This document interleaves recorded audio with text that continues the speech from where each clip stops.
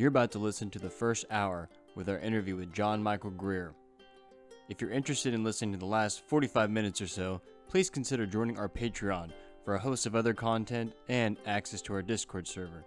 Thank you to all of our current Patreons, and we hope to see you there. Now enjoy the episode.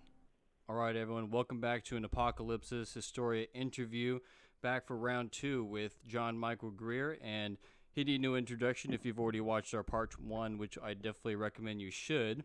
And just to get us going here and to kind of lead off for where we left off last time, you had just you were getting around to finishing your translation of Dr. John Dee's Propedeutica Aphoristica, if I said it mostly correctly. Yeah, pretty close. I mean, insofar as you don't have a Greek accent, you're fine. There you go. And so, just the usual butchering as I probably do my own channel name without my Greek accent. But I was just going to ask why don't we start with that, translation? You can have a little spotlight here as you kind of, lead us in with the, how all that went for you. And, what was that work actually about again? Because I forget what even was it. Yeah, that's a good place to start.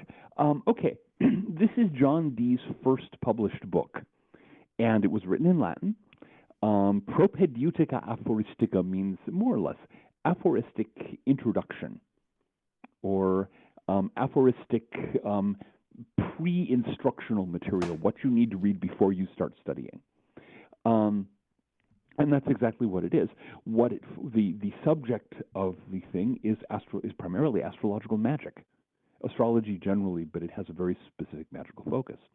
Now, this has not been noted for some time now because the one English translation that was widely available by Wayne Schumacher, made back in the 1980s, Schumacher was as so many people were in those days, trying to avoid talking too much about spooky subjects like astrology and magic. We all had to pretend that John Dee was mostly a mathematician, a geometer, all these good things, so he could justify academic interest in somebody who had the reputation as a quack.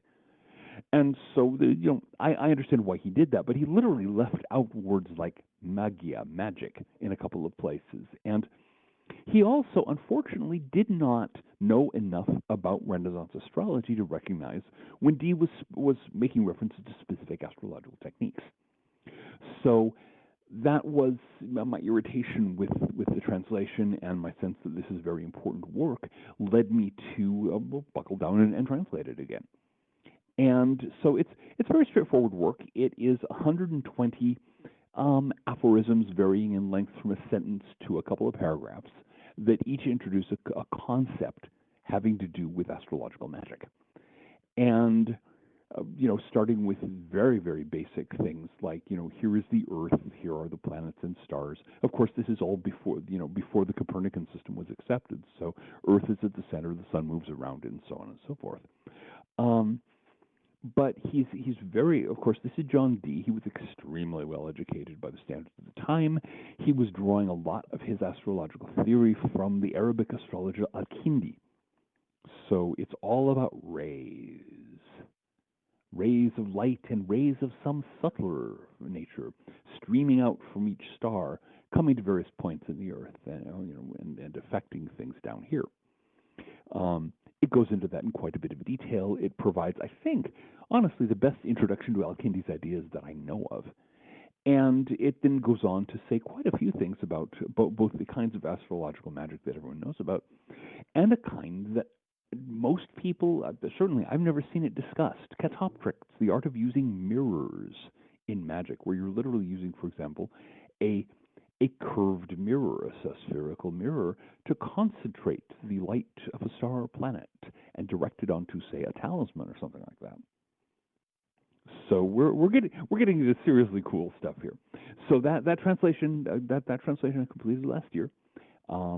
It's been through page proofs and is now in the printing stack at the publisher right now. So with any luck, sometime a little later this year. Aphorisms on Astrology and Magic, which is how I translated the title for this purpose, will be readily available. Wow, yeah, fascinating. It's so you're saying that people didn't catch on the astrology, basically the occultness of this work until much later. Yeah, but basically, I mean, again, it's understandable because in the late 20th century, the second half of the 20th century, everybody in the academic community, or nearly everybody, was trying to pretend that magic and occultism just didn't matter, that all this stuff was, exploded nonsense from the past. And other than a few independent scholars like Dame Frances Yates, you had a lot of academics who were just desperately trying to pretend that it didn't exist. Just parenthetically, I'm currently doing a lot of work with the writings of William Butler Yeats, the great poet, and also the Golden Dawn initiate, and up to his eyeball serious mage. Okay, the number of people who desperately tried to pretend that he wasn't into occultism, or that his occultism was just a kind of odd little fling off to the side that didn't affect his poetry, was just embarrassing. It's just really embarrassing, and even to this day, there's a lot of writing about his work that desperately tries to tiptoe around this whole occult thing. Isn't it embarrassing? We don't want to talk about that. That's so fascinating. There's a chance here, John. I just wanted to chime in that I was trying to prep for this interview. I was trying to look into what some scholars have said about Shakespearean astrology, and I have found that almost all of the scholarship on that is from like the 1930s or earlier, and that as we get farther and farther into the 20th century, it's just almost a completely, I don't know if taboo is the right word, but it's a completely ignored subject that's not really on anybody's radar. Yeah, taboo is exactly the right word. We don't want to talk about that. In the second half of the 20th century, it was a big taboo. And so you had the handful of people like Dame Frances Yates who were willing to talk about it, and they came in for a lot of flack and a lot of angry denunciations from the official academy. There you are. But yeah, I mean, doing a good study of Shakespeare's astrology, that with what we now know, because we now have, of course, much better access to good translations of the old astrological texts, that'll be an interesting project someday, just to get all of his horoscopic information and see how much astrology did he actually know.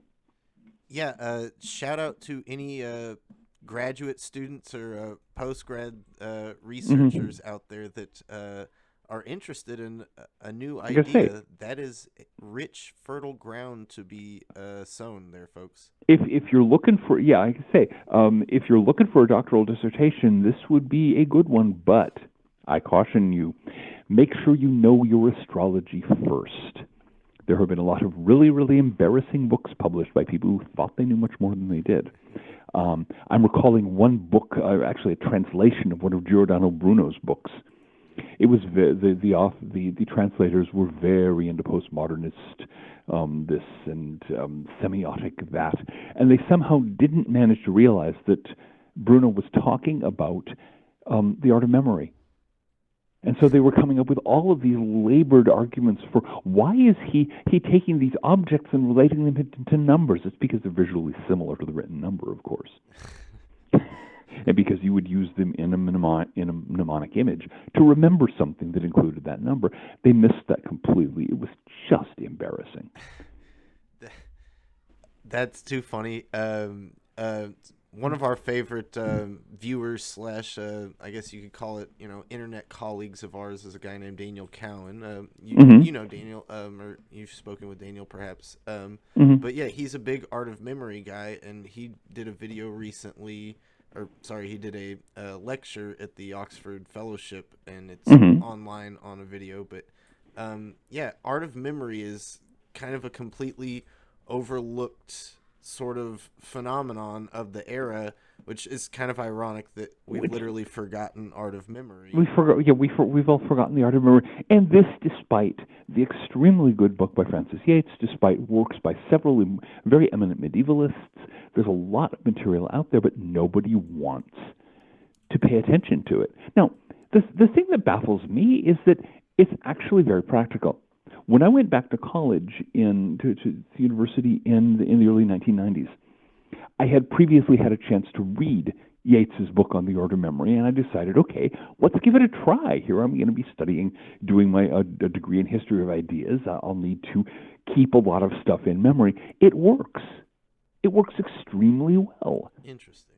Okay. I took very few notes, and I graduated magna cum laude. So, seriously, it is an effective system, and anybody can learn it. But we have this prejudice against actually using our minds for anything. No, we've got to use some piece of techno trash to do it instead. I don't know.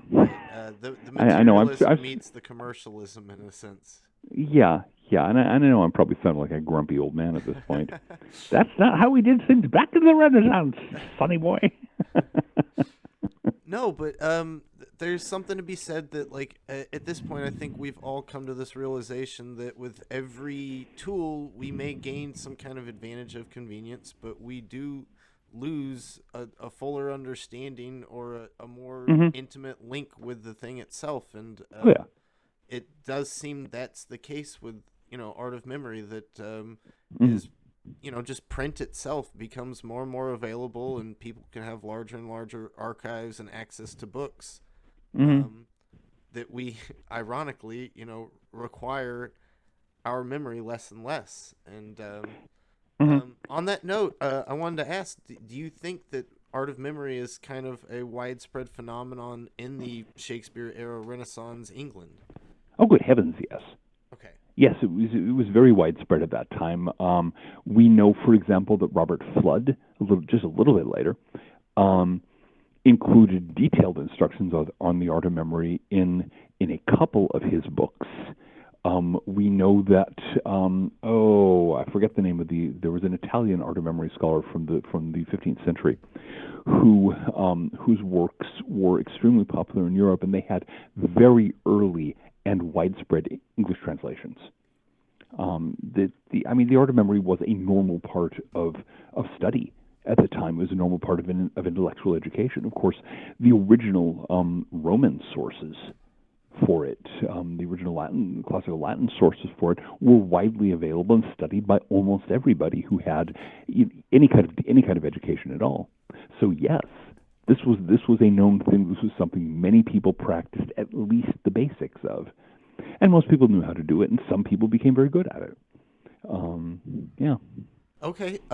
I've also seen that there's with someone like Peter Ramus, he's said to have had his own school of art of memory that may have been, in contradiction or in conflict with someone like, Bruno's school of thought. And very much so. In fact, that's something that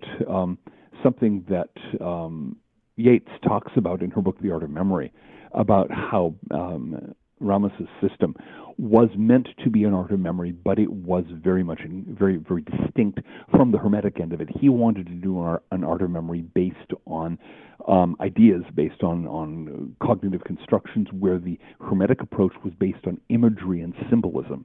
So we have two different principles, and a lot of the quarrels going on between the kind of Puritan and Proto-Puritan ideologies of the time and the Renaissance Hermeticism of the time. You can see that playing out in the struggle between these two competing arts of memory. So that would be another shout out to you, listening graduate students or postgraduate students. Look at the kind of antagonism between those two schools of thought and trace it in the literature of the era. That's fascinating. I'm sure it's all over the place, and not just in the philosophical stuff. Because again, Ramus's work was adopted by the whole broad coalition of movements that ended up being more or less lumped together under the Puritan label. And then of course you had mixing in with the Hermetic stuff. You had the Lullian art, the art of Ramon Lull, which also has, of course, it had a connection to Catholicism. He was on his way to becoming venerated by the Catholic Church, and so there was, there's some religious strife going on there. It's a complex, hot field. Francis Yates's book, The Art of Memory, is a first sketch of an introduction to that, but there's a lot of further work that could be done. So, grad students, listen up. Awesome. Let's see. Brady, I know you wanted to ask a few questions about Bruno and some horoscope stuff. Well, let me see. Just to wrap up some of those thoughts on your translation of the Propaduica. Yeah. You were likened it to like mirror magic, and I don't know, some people have even compared some of that mirror magic stuff to some of the smartphones of today, or I was even kind of thinking it as a sort of version of like shadow work almost, right? But yeah, I don't know if you have any, and obviously that you said that's his first book and it's referencing this mirror magic stuff, and we can clearly see where some of that involves Dee's later work. I don't know if you have more comment on some of that little technology he's using there. Yeah, well, Dee was deeply into mirrors. We have some contemporary. I don't happen to remember the source right now. I encountered it in one of his biographies that he would put on, in effect, these mirror shows for Queen Elizabeth and do various funny things with optics. I can imagine him creating funhouse mirrors and everybody in Elizabeth's court giggling hysterically watching what the funhouse mirrors turned people into. But he was good with optics. He understood optics as well as probably anybody at that time. He had mirrors, he had lenses. There has been a thesis in circulation for a while that he may have been involved with a sort of proto-telescope long before the official invention thereof, some decades at least. And so, from that to his work with scrying in the later part of his occult studies is not a very long jump by any means. At the time he was working on this material, at the time he was writing the Propaduica and the Monas Hieroglyphica, which follows directly from it, by the way, he had not yet gotten into scrying. There's no evidence that he was, getting any of this material from angels or even trying to. He was more along the lines of the classic practitioner astrological magic at that point, with at most this catoptric process of using mirrors to redirect the magical rays of stars and planets into a talisman or what have you. Wow. Yeah. Very, very interesting. Mm-hmm. So moving on, thinking about, because it's very interesting to realize that, this whole aphoristic, very interesting spin and having this embedded astrological information in it. It just, to bring it on to, this, we're talked about art of memory as well. We talked about Giordano Bruno, art of memory, even Peter Ramus. This other figure that we're going to get into a little bit is going to be Sir Philip Sidney. That's sort of one of the hallmarks of our channel here. And of course, what's his main sonnet sequence known as? It's known as Astro Phil, literally star lover. And there's plenty of allusions to, astrological powers and that sort of stuff as well. I don't know if, especially, I think maybe it's Ramus who dedicates his stuff to Philip before he dies. They're both there at the St. Bartholomew's Day Massacre, but I forget the order of which one was sort of either dedicating stuff to one another, or I forget the exact order, I don't happen to know that, but it doesn't surprise me as they ran in very similar circles, of course. I believe both Bruno and Ramus dedicate stuff to Sidney. Yeah. And so we know the Bruno and Sidney have the famous Ash Day Wednesday talks as well, and we're kind of just trying to tap into the philosophical underpinnings of this Renaissance English era. I know maybe some people like to say, some Giordano Bruno stuff isn't Shakespeare, right? But we just kind of like to see, who's Giordano Bruno actually talking to, that sort of sense. But I don't know if any more. Exactly. I mean, we can speculate about Bruno in Shakespeare. We don't have to speculate about Bruno in a lot of other contexts. As far as their little close circles goes, maybe you mentioned it earlier, but I don't know if the Rosicrucians have much to do with astrology, or if that's really their flavor or their style or their speed, or how they really wrap in with Bruno maybe, or Dee as well. Okay, that's really hard to tell because first of all, we don't know if there were actually any Rosicrucians in the early 17th century. We know there were a lot of them by the end of the 17th century. But the original Rosicrucian manifestos, they surface in the second decade of the 17th century in Germany, right as it's on the brink of the 30 Years' War. Some people think there may have been an actual organized body behind putting out these manifestos. Others suggest that the first one was basically a college prank. The second one was an attempt to manipulate that, the resulting furor, for the benefit of certain political interests, and the third one was simply, cashing in. But nobody really knows. Certainly, the manifestos as they exist, as they've come down to us, they presuppose a good basic grasp primarily of astrology, or primarily of alchemy. And there are some references to other aspects of Renaissance Hermeticism. As I recall, there are some hints, some references to astrology here and there. But as usual with the kind of symbolic language of the period, how often can you tell, when we speak of Venus, are we talking about the planet in the sky, or are we talking about metallic copper that your alchemist is putting into his crucible? It's really hard to tell because it's all written up in this very mythological, symbolic language. The kind of thing with which Carl Jung had a field day a good many centuries later. It was certainly not one of the things that the Rosicrucians were most noted for, and that's partly because pretty much everyone did astrology at that time. Astrology was not an occult subject. It was not something that secret societies did. It was something that everybody practiced. If you took sick, the normal course of diagnosis was for somebody to cast a decubiture, an astrological reading based on the time that you took to bed. And from that, they would, on that plus the various other symptoms and so on, they based the diagnosis and treatment. And so, everybody planted by the moon. Everybody did all kinds, the horoscopes were normal in those days. And so, the Rosicrucians doubtless did them, but then, they also, ate and drank and, so on. It was just part of what you did in those days. By the time the later Rosicrucians surface, by the time you start seeing the emergence of the German Rosicrucian movement in the late 17th century, after the dust had settled from the 30 Years' War, they were definitely into astrology. But by then you had by then that was noticeable because the scientific revolution had seized the collective imagination of Europe. You started having the alliance between Puritanism and rationalism became such an important cultural force in the centuries of all, and it's still with us, of course. And and so the whole subject of astrology had become much more occult, much more spooky, much more the kind of things that secret societies taught.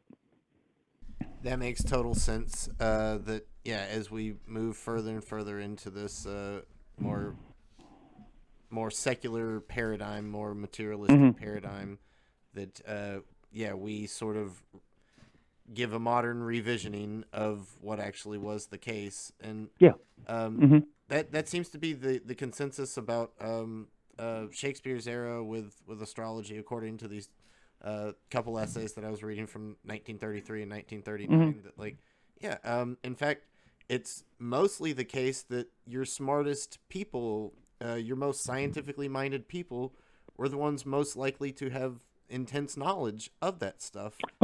And that anybody that was against it was usually kind of a quack or a con artist. or a very devout, what we would now call conservative religious person, back at the time, radical religious person, who was, for whom it all smacked of devil worship, Catholicism and devil worship, which they tended to run together in their minds anyway. So maybe for a quick second, could we dive into Bruno just a little bit? Sure. So for anybody that's wanting to read Shakespeare and ask themselves, am I seeing, Giordano, Bruno's ideas in here? Could you maybe give us just a quick primer of what would be a Bruno idea? What would be Bruno's philosophies? How does he stand out from someone like that's a rabbit hole that leads very far down into a wonderland of unusual extent. Bruno was the great master, probably the supreme Renaissance master of the art of memory. He came up with mnemonic systems that were so complex and so subtle and so effective that you needed to have a more basic art of memory down to learn them in the first place. He was good. He was good enough that as when he was not much more than a schoolboy, he was taken to Rome to show off his mnemonic skills to the Pope. Wow. I mean, he was that good. Okay, he was kind of the Einstein of the art of memory, and so the thing that pervades his work, he had this sort of classic Renaissance Hermetic philosophy as his backdrop. He, especially in later life, increasingly came to believe in a sort of Corpus Hermeticum based pseudo-Egyptian religion, which the sun was God, and so on. And his major thing was simply the use of mnemonic images as a way to structure all human knowledge. He combined the classic art of memory with the Lullian art, the conceptual algebra of Ramon Lull, and worked it into a coherent system. We don't actually know enough about the system to see how to really make it work, because he had a thing called the greater key, okay, the clavis magna, which was his secret notes on how it really worked. And that was only available to personal students on a very limited basis, and no copies have been known to survive. All we have are his published, basically sales brochures, books that he published to put out there and say, here's what you could do with just one little part of what's in the clavis magna. If you want to learn more, get in touch. It was a common enough gimmick in those days, but he was interested in it. He really pushed that. And so really, if you want to get a sense of what to look for, if you're looking for Bruno, you're probably going to want to look at what he had published up until his time in England. You'd want to look at especially some of his Italian philosophical dialogues and literary dialogues, into, of course, the Ash Wednesday Supper and some of these other things, and try to get the flavor of the man and see what you can do. It would be a great task for some aspiring grad student to really go to town on traces of Bruno, or traces of the art of memory generally in Shakespeare. So was Bruno, I know Bruno had sort of his own cosmology. Was he into astrology as well, and how much did that affect he was certainly astrologically literate. He used astrological symbolism constantly in his mnemonic system. In the book On the Shadows of the Ideas, which I translated, many of the memory images that he used, many of the basic structures of the thing, are taken from astrology, and he gives several of the simpler versions of the art of memory which you can start with, that are straightforwardly astrological. Here are the 12 signs of the zodiac, and you plug in things here to remember things, or what have you. So whether he actually worked as an astrologer or not, he was perfectly literate in the subject. But then that was true of every educated person at the time. When we get to that section with the Duchess of Malfi, I'm going to talk about that. Okay. Duchess of Malfi.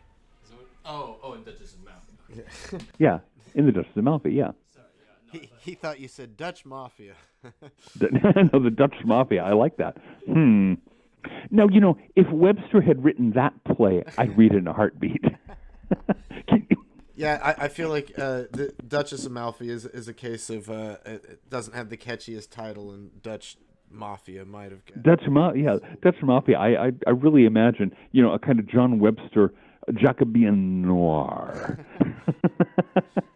That's great, and it's set in the era of like the early great Flemish painters like Jan van Eyck or something, and it's about a triptych getting stolen or something.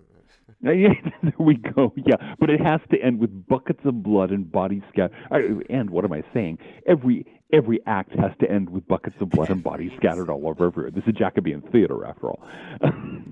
Absolutely. So on that note, we can maybe just segue right into Duchess of Malfi and the Duchess of Malfi. Okay. Well, I was, since I was forewarned about this, I took the time to print out. Let's see, Act 2, Scene 3, where Bosola and Antonio are talking, and this is the one where there's a horoscope for the a child's horoscope at the end. But there's actually an earlier reference to astrology here. Webster knew his stuff. He was hinting to his reader, or to his listeners, to the audience of the play, what was going on. So, where are we? Yes. You look wildly, says Bosola, and Antonio says, I have been setting a figure for the Duchess's jewels. And Bosola says, and how falls your question? Do you find it radical? Okay. What they're talking about is horary astrology, divinatory astrology. Absolutely standard practice at that time. If you had, like, something had been lost, for example, Duchess's jewels, or any of 1,000 other things, you would go to an astrologer and you would ask him to cast a chart for the specific moment of that question, that you had the question. And from that chart, the astrologer could give you an answer. It was very much like tarot reading in a certain sense, except the heavens were doing the shuffling and the casting of the cards. Okay. And so that's, when you're setting a figure, that's casting a horoscope is how we'd say that nowadays. And, is the figure radical? Well, that's another, how falls your question? Do you find it radical? Okay. How did it turn out? Radical means that the first thing you have to do with a horary chart, with any horary chart, and this is true today, as it was in those days, you have to check certain things to make sure the chart can be accurately interpreted. There are indications that will tell you, this is not a question you can ask right now. For example, if the ascendant is in the first 3 degrees of the sign, it's too early to say. If the ascendant is in the last 3 degrees of a sign, it's too late. The whole subject has already gone whistling down the wind. Don't bother. If the ascendant is in the Via Combusta, which is a section of the zodiac, it doesn't, the querent, the person asking the question, is not going to follow the advice they're given, so don't even bother. And there are certain other things that, as in the language of the time, destroy the question, make it impossible for an answer to be given from a horary chart. Now, the thing that I'm drawing from this is that, this is just, Antonio and Bosola are in the process of, they're conspiring against each other, there will be blood. But they're dropping terms from the technical language of astrology. They're using them correctly, by the way, in each case. And the audience, the audience is expected to understand instantly what they're talking about. So this speaks to the level of astrological knowledge that Webster thought he could rely on, in an ordinary tragedy. That, I think, is a very important point, just in terms of getting a sense of how relevant astrology was considered to be at the time. Okay? Absolutely. Thank you for that, because this is one of my favorite plays, and I think it's maybe the best non-Shakespeare play of the era, and it's just completely, totally, overlooked. Not totally overlooked. It is, I hope not. Loved, but just, relative to Shakespeare's, giant. Oh, yeah. Everyone obsesses about Willie the Shake. But I love that. It's not just the little cutaway scene where we get the reading of the nativity, but that it's leading up to that scene. That it's throughout the play that we get this astrological language used as a sort of motif, and it's so subtly put in there that it's meant as this hint and foreshadowing. That, like, heads up, guys. And it presumes that everyone in the audience, for all practical purposes, will immediately catch on to the fact they're talking about astrology. He doesn't have to use the word astrology. He doesn't have to use the word horoscope. It's setting a figure. So how falls your question? Is it radical? Right, and I, just a little bit later in the scene when Antonio has his nose bleed and he says, one that were superstitious would count this ominous, when it merely comes by chance. Like, that line hits a little harder because we're all of a sudden primed for, a lot of meaning and prediction and predictive power to happen, because we're all of a sudden clued in that this is an astrological discussion. Astrological discourse. Yeah. Now the horoscope itself. That's that last scene. Antonio here about to drop a paper. Oh, here it is. What's it? What's here? A child's nativity calculated. Now, I actually took the time. These days, it's pretty quick to take the data that was given is quite accurate. Between 12 and 1 in the night, Anno Domini 1504, the 9th of no, I'm sorry, the 19th of December. So I actually screwed that up. I misread it. Okay, I'll have to cast that again at some point and see if it actually comes out correctly. Certainly on the 9th, it did not. No, generally it would not have, because if it's between 12 and 1 in the night, there's no way that the Lord of the first house could be combust in the ascendant. If the sun is in the ascendant, the sun is in the first house, is what that means. It's a little before dawn. It's not between 12 and 1 in the morning. So he was kind of playing games with it. I'm also far from sure that given where the sun and Mars are in the chart, Mars could not have been in the 8th house at that point. So yeah, he was using the jargon. He was not actually looking at a chart at that moment.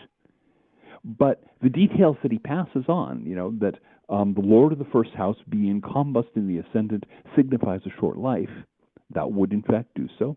And Mars being in the human sign, joined to the tail of the dragon, that is to say the descending node of the moon, in the 8th house, which is the house of death, doth threaten a violent death. That indeed would be the case. So, while he wasn't looking at a chart while he was casting this, or if he did, the astrologer who cast it wasn't very good. The details are right. Combust Lord of the first house, that's bad.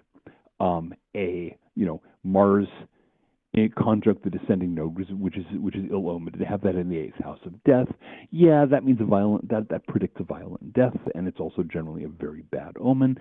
So the horoscope would check out. Since nobody was sitting there with a smartphone, nobody could punch up the data and say, "Oh, 19th of December." No, that's not what the sky looked like between 12 and 1 a.m. But the basic points that he made, these indications mean that those are accurate. Right. So the reasoning holds. It's just faulty premises to begin with. It's just he was engaging in a little convenient literary hand waving. Which is normal anyway. I mean, I write fiction. I do it all the time. You have to come up with something that sounds plausible, even when you don't necessarily have the opportunity to get all the details down. Right. Not all of us are gifted the way J.R.R. Tolkien was, with the kind of obsessive focus on detail that makes him that makes the writer build an entire world so his characters have some history. Right. I also wanted to just point out, you're probably aware of this, that this scene sounds marvelously similar to a scene in Shakespeare. Mm-hmm. When Edmund is giving his little kind of aside or soliloquy at the end of Act 1, Scene 2, at the end of Act 1, Scene 2, and he's, kind of making fun of his gullible dad and already talking about how he's going to, become the villain and all that. Mm-hmm. One of the lines he has is, "An admirable evasion of whoremaster man to lay his goatish disposition on the charge of a star.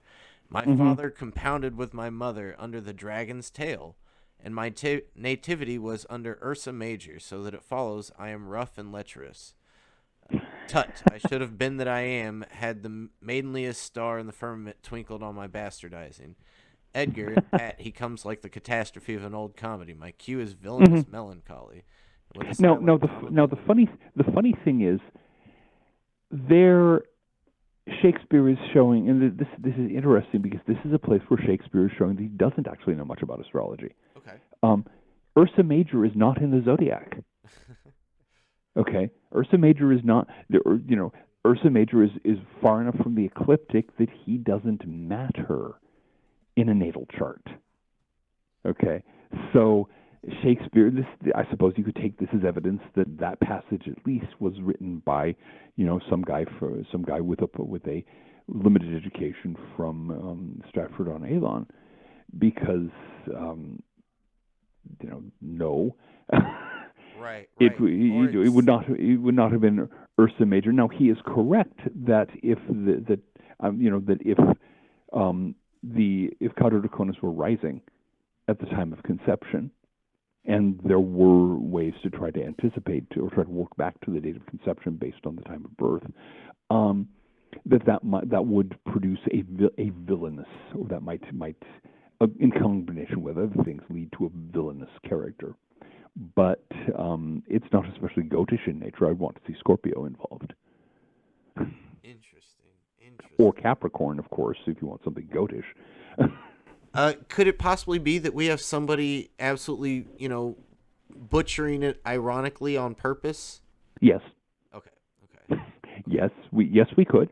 We could also, have a situation where whatever had originally been written there, when the play was first in manuscript, had been, mishandled by several actors over the years, and then when it finally got written down, it was whatever patter was in the mouth of that particular actor at that time.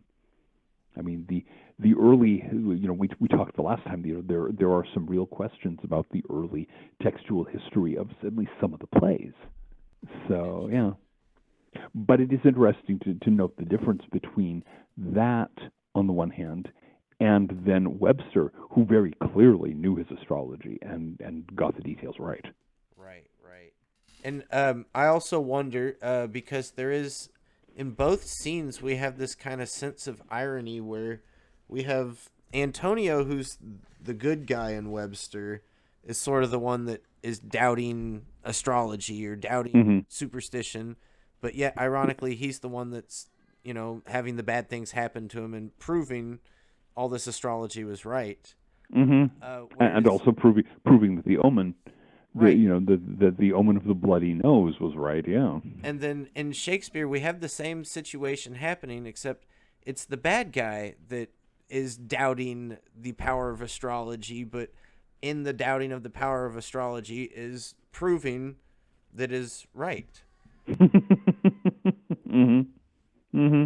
It'd be really interesting to look into the shift of attitudes toward astrology between Elizabethan and Jacobean periods and see whether that's paralleled in any way in other works of literature or other cultural phenomena during that time. I simply don't know the periods well enough to really call that one, but it is certainly interesting.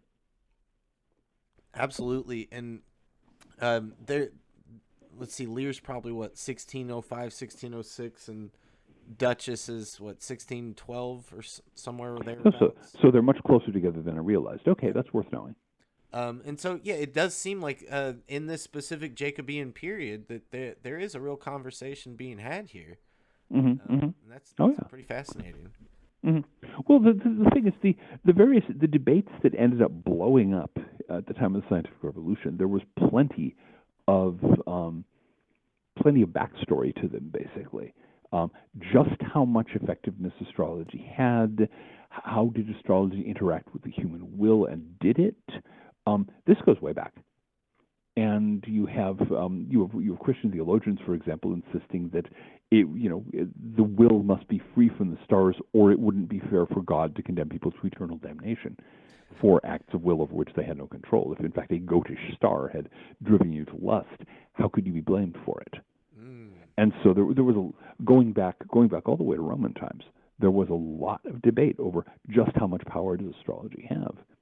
And so you had people who were very much pushing the idea of free will, and then you had the Stoic tradition, also the Islamic tradition, saying no, human beings are puppets in the hands of fate. And so it was a very lively scene. And of course, then you started having in the latter part of the Middle Ages, you had people starting to just venture doubts as to whether astrology could possibly function at all because it didn't fit their mechanistic models, and it just went from there. From in a straight line from there to Carl Sagan. Sorry, that cracks me up. My roommate loves Carl Sagan unapologetically. It's funny. Saint Carl Sagan, the prophet of stardust. Oh yes. Don't get me going. Oh man. Let me see. Brady, did you have something here? Yes, really fascinating in all the astrology and all this literature that we're sort of digging into, and it was good to have ask those questions because we're astrologically limited. So I was trying to figure out how ironic is this, and trying to figure out how much sense does this writer exactly have. So thanks for that whole summation there. Now I don't know how much you can go into this next subject here, but what put us in the circuits here is something Chance and I talked about a long time ago on a podcast, which is about John Dee's horoscope for Philip Sidney, and I don't know if there's anything you can sort of divulge there on that front for us, and what you've sort of seen, especially in regards to Dee and the Propedeutica, because I was wondering, after reading some of this other stuff, does that sort of affect, like, in retrospect on his first book, and sort of like, have any new epiphanies on, that other work now that you've done this other stuff? Not any epiphanies, but it's very clear that Dee was not just a theoretical astrologer. Of course, we had reason to know that already. I mean, it's common knowledge that the then Princess Elizabeth, after Queen Mary died, and Elizabeth took the throne, went to John Dee, who at this point was a rising figure in the intellectual world, and asked him to cast to elect a date for her coronation, which he did. And given how successful her reign was, I think we can say that he did quite a decent job of it. But it's one thing to know that from kind of secondhand sources. It's another thing to have access to the guy's own delineation, thorough delineation of a horoscope. And that's where it becomes very interesting, because he knew, Dee was a very capable practical astrologer. And since he was writing this for Sidney, much of it's in the second person. It's you. It's not not written for other people to read. It's written for Sidney himself to carry around and think about. He explains everything. He doesn't just give the predictions. He says, well, this is here is what's going on in the heavens, and here is what that means according to this source and this source, and these are the things that I'm putting together and doing consideration, and this is the outcome that you're going to get, and this is why. And so he goes into great detail. It is that it's a lengthy thing. It's getting on for 80 pages of manuscript, and I'm still very much working on it. I finished the transcription of the Latin text a little while ago, and I'm now busy because Dee's handwriting is it's better than some. It's readable. It's mostly fairly readable, although he gets sloppy at the end of pages. But it is very clear that he knew his way around the available astrological literature of the time. He's very familiar with Ptolemy, of course. Everyone used Claudius Ptolemy. He is familiar with various Italian works on astrology, but he's not afraid to express his own opinion. He's not just following slavishly. He's saying, Ptolemy says this, but I think he's wrong, and this is why. Or, so-and-so gives this method for determining the exact time of birth, because that was a big deal in those days. Clocks were not that common. So how do you work out the exact moment of somebody, when all the midwife can tell you, well, it was sometime late at night. There were ways to do it, involving what we now call primary directions, and Dee used them, and he explains, I'm going to use this method rather than the true time of Hermes, rather than this and that, and this is why, and here. It's that just studying the thing is an education in traditional astrology to an amazing degree, and I've talked to the professor who is working with me on this, and we're going to make sure that the text does get into some source that mere mortals, not part of the academic industry, can access. Thank you. Because I think, this is going to be hugely important for the study of astrology for practicing astrologers nowadays who want to know Renaissance astrological technique. This is practically revolutionary to have a really, really thorough delineation with all the reasons given, all the explanations, everything laid out in detail, and not just issues of personality, of course, which is what so many astrologers fixate on nowadays, but predictions. What's going to happen? What are the outcomes going to be? What kind of problems can be expected? What kind of successes are? What are the dangers, and how will you die? That was normal, by the way. Right. That was perfectly normal. Simon Foreman speak of another interesting Elizabethan figure, the very famous astrologer, geomancer, alchemist, mage, and poisoner of Elizabethan London. He successfully predicted his own death. He noted long in advance that he was going to drop dead on such and such a day, and he did. Clutched his test and fell down dead. And so, yeah. Now, was there an element of self-fulfilling prophecy in that? I don't happen to know. I wasn't there at the time. But it wasn't the point that I want to make with that. It was normal. People were not, we can't possibly talk about death, about when we'll die. That was normal. People would get such predictions, and they would get the thing and say, okay, you have a very high chance of dying at this point, but if you get through that, then there's this, there would be several different possibilities, and there would be situations where you could try to avoid dying at a given time. If you were at risk of death from violence, you'd stay home that day, or what have you. And so it was very practical, very much focused on actionable prediction. You might well go to an astrologer, or, here you are in Elizabethan London, you go to Simon Foreman to hand over some money. He'll cast your chart and tell you, what business you should get into. You're a young man, or let's say you have a son, you want to know, what should you apprentice him as? You talk to the astrologer. He's the guy who can figure it out. He'll cast the natal chart and say, okay, this kid has a talent for histrionics.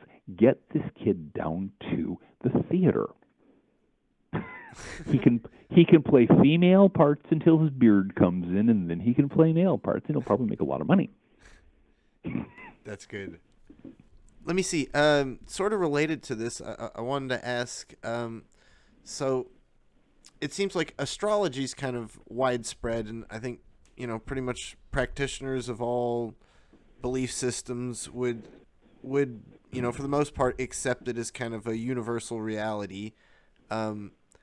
What about more occult ideas? Is there sort of division about that, or is occultism just generally speaking just pocketed in all sorts of different kinds of society? Or okay. There's a challenge here, which is I'm going to quote the English philosopher Professor Joad, C.M. Joad, who he literally had a BBC radio program for years where people would call in and talk to a philosopher. And so I'm going to channel him now and say, well, what do you mean by occultism? Okay. And so I guess at some point, it is sort of a modern construction. I guess. Oh yes. What very you're much so. Pointing at. And, I guess it's a loaded question. So part of that would be what we now say is occultism, which is necessarily that which we have made taboo and sort of erased out. Okay. Yeah. And that, by the way, is an entirely appropriate meaning, since the word occult simply means obscure or hidden. Right. When we talk about going to the doctor to get an occult blood test, you're not trying to figure out if you sacrificed any chickens. You're trying to figure out if there's not non-obvious blood in, for example, your bowel movements. Right.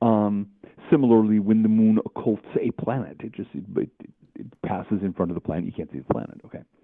So the occult is the secret. It's the hidden. It is the stuff that you had to keep under wraps to avoid back in the day. Being invited to one of those awkward little barbecues hosted by the Inquisition. More recently, it's the thing you had to keep under wraps to keep from being hounded out of your job and subjected to public humiliation and scorn. So in most of the world's societies, that the stuff that our society considers as occult and spooky is normal. Okay. It's perfectly normal. Most of the world's societies do not, magic, they don't draw the distinction between magic and religion. Okay? There's various ways of working with spiritual powers, and some of them are more practical than others. But it's all part of the normal continuum of how you deal with the world of the unseen that we all deal with all the time. In most cultures, that's normal. In Western cultures, it's the occult. How scary! How terrible! And so, methods of divination, ditto. These are normal. They're a part of everyday life. People don't treat them as spooky in most societies, but we have this collective neurosis on the subject. Okay. And Yeah. so similarly, astrology, again, until about 1650, astrology was absolutely bog standard normal. The thought that it would even be considered as part of occultism was, in the Western world, would have baffled everyone. I mean, it'd be like if you can imagine somebody insisting that electricity is occult. And anybody who dabbles in electricity, anybody who fiddles with transistors and things and light bulbs and sinister things like that must be a dangerous raving maniac or a fraud or a devil worshiper. That's the kind of astrologers in Elizabethan London were like electricians. They were like the guy in the corner who can fix your toaster oven. It's been depowered in two ways, in that it's either been rationalized a way where it's like, oh, you believe in astrology, or it's been tabooed that you're a fundamentalist, Christian, like, oh my God, astrology, that's the devil work, So it's the devil has something to do with the planet Mars. Yeah. What? And I feel like this whole conversation just really reminds me of, once again, the theater, and that, this sort of concept or this archetype of the witch is sort of being created and sort of being cemented in this time period, right? And maybe today witches are known for horoscopes, right? But in our senses, witches, our archetype of the witch comes from Macbeth, essentially, right? They're sort of creepy rhyming, they're sort of creepy brew, they're prophecy, essentially. It kind of provides a very richer context for the society. Exactly. Now, Catherine Briggs has some very good books on this, by the way. She was a mid-20th century writer on subjects Elizabethan and Shakespearean. If I recall correctly, her book on the sort of Elizabethan and Jacobean concept of witchcraft, Pale Hecate's Team, is well worth your while. And so Shakespeare was not just pulling that stuff out of some bodily orifice or other. He was drawing on a great deal of folklore, a great deal of what we now consider media hoopla. While Macbeth was kind of the lens through which these various rays came into focus, the rays were already there. The concepts, the images were already out there. And if you look, for example, at Grimm's fairy tales, you'll find witches in think of Hansel and Gretel. There's the witch in the cabin in the woods who is ready to roast children in her oven. Right. Mm-hmm.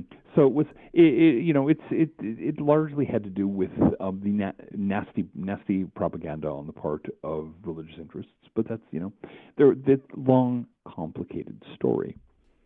But the interesting thing here is that a lot of what flowed into the idea of the witch did not have to do with actual human beings. It had to do with supernatural or quasi-supernatural beings who, rode the night winds and preyed on children, this kind of stuff.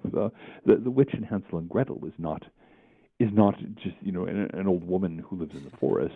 She's an ogress. She is a monster of a very common fairy tale variety, but they call her a witch. And so one of the things that, as has been documented all the way through the period we're talking about, and later on into the 19th century, you routinely had rural magical practitioners in England, let's say, who corresponded to some extent to the stereotype of the witch. They were very often old women. They very often did things with herbs, although most of it was herbal medicine. They would cast spells if you wanted them to. And much of what they did was take off witchcraft. If you thought somebody had hexed your cattle, you go to the wise woman at the end of the lane, the little cottage down at the end of the lane, because she knows how to get rid of it.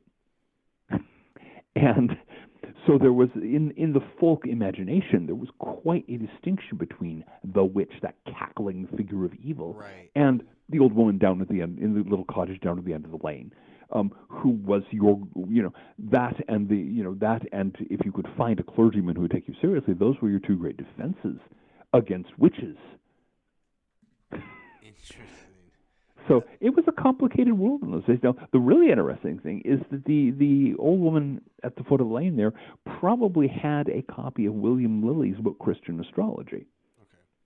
Because that was the textbook of astrology for generations after William Lilly's time, which he, late Jacobean, whatever you call the Civil War period. Right. And she probably also, if she was really lucky, she might have a complete one. If otherwise, she had sections of the J.F. translation of Cornelius Agrippa's 3 books of occult philosophy, another product of that same period, which became just the universal textbook for local, for rural witches and wizards across the English-speaking world. William Butler Yeats talks about it at one point in talking about the witches and magic in Ireland that you'd routinely find in his day folk healers who had a beat-up old copy passed down through God knows how many generations of Cornelius Agrippa's work, copyright 1651. Wow. So now, point one, of course, is that this kind of it fatally undercuts the fantasy of witches as proto Wiccans, as practicing the brand new old religion or what have you. It also undercuts the notion that the folk magic was rigidly separate from the high magic, the ceremonial magic of because they weren't. It was all part of the same broad tradition. But it also shows you the complexity and the richness of the rural magical tradition as it existed in the English-speaking world, and as equivalences existed around the world and throughout time. Right. In every traditional society, there's always the old woman at the end of the lane in the cottage who can keep, who knows how to, if somebody has a raging headache, takes willow bark and makes this tea of it that takes away the headache. And here are the herbal medicines to do this, and here's the herbal medicine to do that, and here's a little charm to make sure your husband doesn't fall out of love with you, and all kinds of things like that. Right. All the standard repertory, the kind of things that you find, in Elizabethan England, you found the exact equivalent in early 20th century rural Kentucky. They were using different herbs, but they were using, in many cases, they were using the same spells. Wow. Yeah, and some of those English, Elizabethan English roots run deep in that Appalachian area. Oh yeah. The fact that they still have Elizabethan and Jacobean era songs that are still passed on as folk songs there, which have died out everywhere else. Not to mention the use of things like climb as the past tense of to climb. Zacchaeus he climb up a tree, his Lord to see. Yeah. That's fantastic.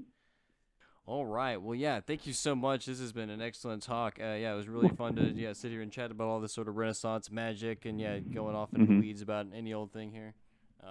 Chance, you have anything you want to say before we exit here? And I'll ask not especially. It is always interesting to have a chance to talk shop with people who actually care about this stuff. And while everyone else is screaming, in chorus, doing the various, fixating on the various activities of the moment, there are deeper and more interesting things to do with one's time. And it's nice to have people interested in talking about it now and then. Absolutely. We're unbelievably grateful to have you here because, I don't know, we always want to bridge the gap between people that are established, people that have authority, people that have credentials, and people that almost maybe don't have any clue what's going on, but hear it for the first time and might be interested in it. Yeah, in my case, I hope I have a clue, but you were the first category. No, come on, I do not have certainly on an academic basis. I have no credentials at all. I've been told this in no uncertain terms, but credentials are your time spent, your thought put into it, and your clear and apparent logical skills, your linguistic skills, which are all among the things that has me way out on the fringes. I like this kind of liminal space between the center core and the no man's land of the fringe, and if that's something our channel tries to pitch is if you can live in that space between, or if you can live in both, then all the better, all the better. Yeah. So on that note, just thanks again for coming on. Thank you for dropping the knowledge on Bruno, bringing this Tybalt thing across everybody's plate. And thank you all very much for having me on and letting me rabbit on subjects of interest. Do you want to leave any plugs for any books or your websites again for the audience? I've already talked about the Propedumita horistico translation. That's one that will be, I think, of great interest to your listeners. And there will be more. As I said, I have a partly completed translation of the Mona Hieroglyphica with extensive commentary currently in the works. And once I finish this horoscope translation, that's next on the plate. So, whee! Yeah. Well, all right. We'll be circling back with you again, of course. And yeah, thanks so much again for spending your Saturday with us. Okay. All right. But take care. Bye-bye. Yeah. Bye-bye now.